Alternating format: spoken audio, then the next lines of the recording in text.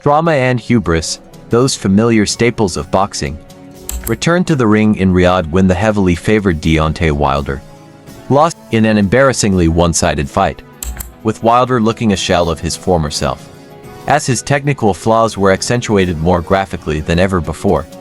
Parker boxed with composure, and believed to receive the unanimous verdict by overwhelming margins of 118 to 111, 118 to 110 and 120 to 108. The grand plans of Saudi Arabia and some of boxing's most famous promoters have been ruined, for this was meant to be the last remaining obstacle in Wilder's path before he sealed an immensely lucrative fight against Anthony Joshua in Riyadh next March. Joshua kept his side of the deal when, in a contrasting performance of controlled brutality and mean intent, he beat up and outclassed Otto Wallin before the trainers of the disconsolate Swedish heavyweight waved the fight over at the end of the 5th round.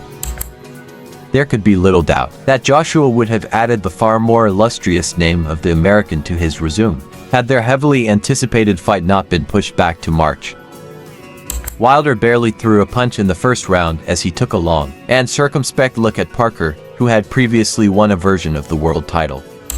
Parker was marginally more aggressive, fighting on the front foot in the opening couple of rounds, and his trainer, Andy Lee, urged him to take more risks. Lee stressed to his fighter that he could knock out Wilder if he backed him up against the ropes, but Parker knew he needed to retain resolute concentration, as Wilder, more than any other heavyweight in the world, has the capacity to score a chilling one-punch knockout at any time. In the 4th round, Parker attempted to follow Lee's advice and, with Wilder pinned against the ropes, he let his hands go in a brief flurry.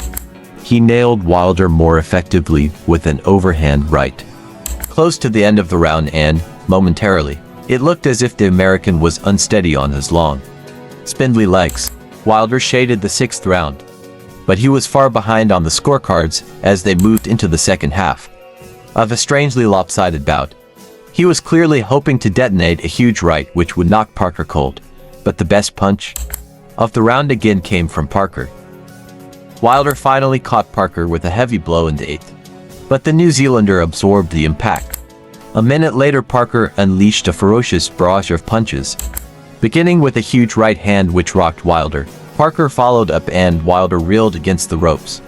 It was a bold yet assured attack which showed the belief coursing through him as the bell sounded. To the relief of Wilder, it took most of the 9th round for a passive Wilder to gather himself, because he again hardly threw a meaningful punch. In the final 30 seconds, he at last looked to have cleared his head, and, on the bell, he landed his best right hand of the night. Parker remained alert and calm as the fight approached its conclusion. Wilder won round 10, but he was in dire need of a trademark knockout. He swung desperate punches in the last round, finally finding the urgency which had been missing throughout his woeful performance. But, once again, the hardest punch which landed came from Parker. Wilder raised his fist in the air at the end, but deep down, he knew that he had lost badly.